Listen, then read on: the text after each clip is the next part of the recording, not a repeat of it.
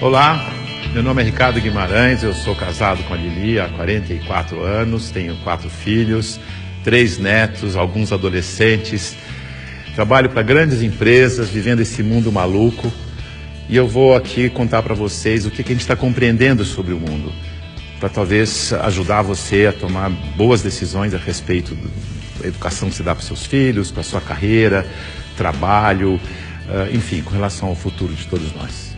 Olha isso aqui. Esse desenho, ele significa o que está acontecendo com o mundo. Parece um cardiograma, mas não é um cardiograma. Ele mostra que tem um momento que as coisas estavam muito paradas, quase mortas, e começa a acelerar, e passa a ter uma animação, uma vida que não tinha antes. Tudo ficou acelerado. Sabe por quê?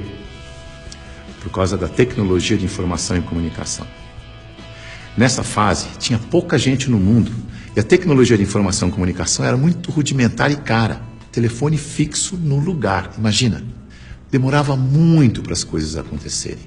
O cenário era estável, quase parado, lento, previsível, controlável, simples. Acontecia uma coisa de cada vez. Nessa fase, criamos instituições com hierarquias poderosas que controlavam o mundo. E nós nos sentíamos muito seguros, porque tudo permanecia igual por muito tempo. O indivíduo se submetia ao grupo, abria a mão da sua individualidade, aprendia a regra do jogo e a vida seguia em frente. Isso deu certo por um bom tempo. Aí, com mais gente no mundo e com uma tecnologia de informação e comunicação mais poderosa e mais barata, todo mundo tomando decisão o tempo todo, numa velocidade absurda, o mundo começou a ficar instável, dinâmico, rápido, imprevisível, transparente, fora de controle, complexo. E nessa dinâmica toda, além da instituição, surge um novo personagem muito poderoso. O indivíduo conectado em rede, que acessa tudo e a todos o tempo todo. Mobiliza pessoas, trabalha, produz conhecimento sem precisar das estruturas e da permissão das instituições. Aquelas instituições hierárquicas e controladoras estão tendo que aprender a lidar com esse novo cenário, com esse novo indivíduo mais conectado, mais livre, mais móvel, mais bem informado e crítico. O mundo mudou tanto que pessoas de muito sucesso naquele cenário estão tendo muita dificuldade para manter seus negócios e empregos nos dias de hoje. Eu vou contar a história de um executivo muito importante, de uma organização global, poderosa, que estava tendo problemas enormes. Prejuízo, perdendo o mercado em todos os países em que tinha operação. Tinha brigas políticas internas entre departamentos, entre regiões, escândalos públicos, corrupção no financeiro e tudo acontecendo ao mesmo tempo, com toda essa transparência ao vivo e a cores do tempo real. Esse grande executivo viu aquele cenário e disse: eu não dou conta dessa complexidade, dessa velocidade, dessa transparência toda. Eu me demito. Aqui está ele. É o nosso querido Bento. O Bento foi sucedido por um outro executivo, que parece que foi feito sob encomenda para lidar com essa época de tanta inovação, onde o indivíduo tem que ser mais autônomo, mais senhor de si, não se submeter à instituição, mas, pelo contrário, liderar a instituição.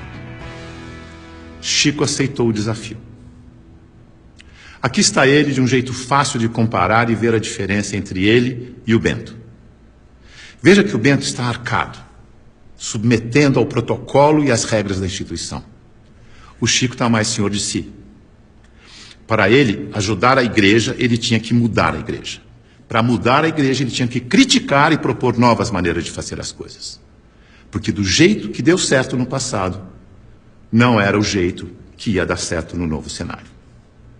E ele começou a criticar e a mudar tudo usando o discernimento, o bom senso e os seus valores, que são os mesmos da instituição. A cadeira, por exemplo, ele pediu uma cadeira mais simples, mais leve, mais prática, que ele mesmo pudesse carregar. A roupa, uma roupa que fosse fácil de vestir, leve, simples e confortável. O discurso, ele não queria que alguém escrevesse o discurso para ele. Ele mesmo ia fazer o discurso com as palavras dele. E para ele estar sempre atualizado e poder falar à vontade, ele não ia ficar isolado no Palácio do Vaticano, num quarto de 300 metros quadrados. Escolheu morar no Palácio Santa Marta, num quarto de 30 metros quadrados, junto com os outros 400 padres e bispos que viajavam pelo mundo, e ele ia almoçar com esses padres e bispos para poder conversar, trocar ideias e saber o que estava acontecendo no mundo. Mandou tirar o vidro do Papa Móvel para poder falar com o povo. Mudou a política de investimentos do Vaticano para ficar de acordo com as crenças da Igreja. Isto é, investir em empresas que prezam os valores cristãos, porque se a política de investimento não estiver de acordo com as crenças da Igreja, como é que ele ia ter credibilidade quando ele fosse vender a fé da sua Igreja?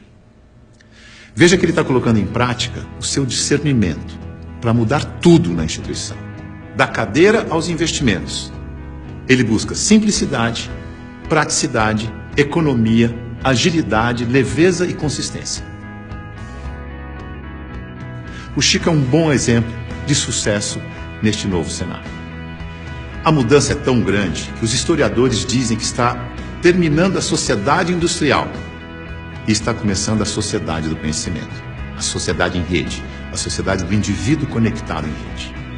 É uma época de transição e nós estamos aqui, exatamente no meio dessa transição.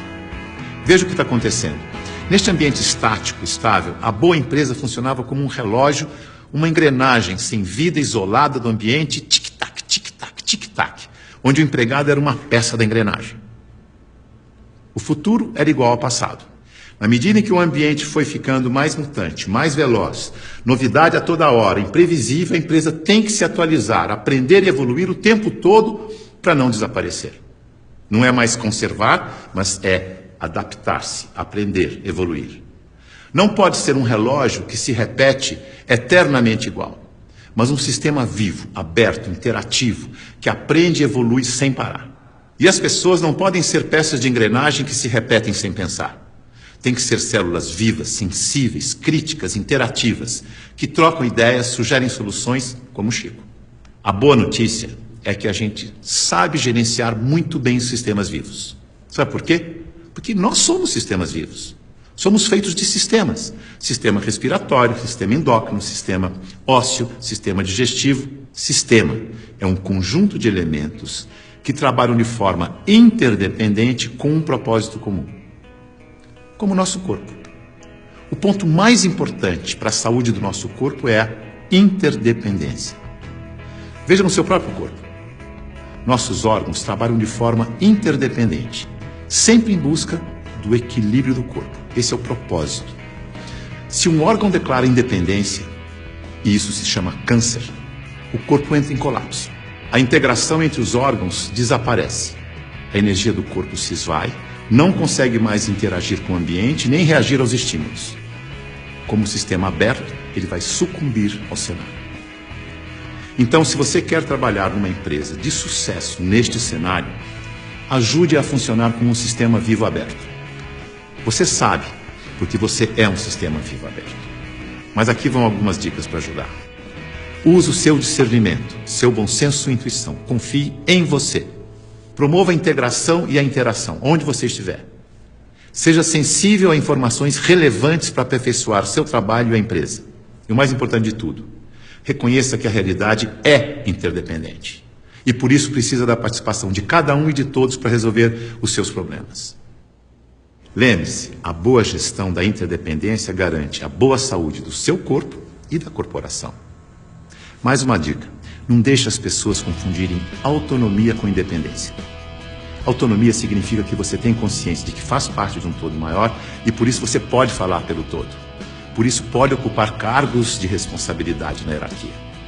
Independência é quando você não se reconhece como parte do todo e olha só para a sua parte, colocando o todo do sistema em risco de colapso. Independência ou morte deu certo no século passado. Neste século, o certo é interdependência ou morte. Veja a evolução das relações na empresa e no mercado. No começo, a hierarquia era absoluta. Poucos mandavam e todos obedeciam como crianças obedientes. Não tinha concorrente, mas precisava de canal para vender. Depois, a empresa cresce, a hierarquia permanece, mas as áreas passam a ter seus chefes. As crianças ficaram jovens e, como jovens, andam em tribos. Nós versus eles. As áreas competem o tempo todo porque precisam se afirmar como jovens. Essa é a fase da independência ou morte. No mercado, o concorrente aparece e obriga a empresa a olhar para o consumidor. Hoje a competição continua, mas vai ter que conviver com a cooperação para sobreviver nesse mundo mais veloz e mutante, em que a interdependência fica cada vez mais importante. Temos que amadurecer como indivíduos e olhar para o nosso interesse pessoal e do todo ao mesmo tempo. O Papa Chico, quando falou do meio ambiente na sua encíclica, ele não falou com os cristãos apenas. Ele falou com todos que vivem neste planeta, que ele chamou de a nossa casa. É isso aí. É nós, junto e misturado. Essa é a real. Esse é o futuro, com as pessoas mais valorizadas, mais bem informadas e fazendo melhores escolhas para suas vidas. Boa sorte.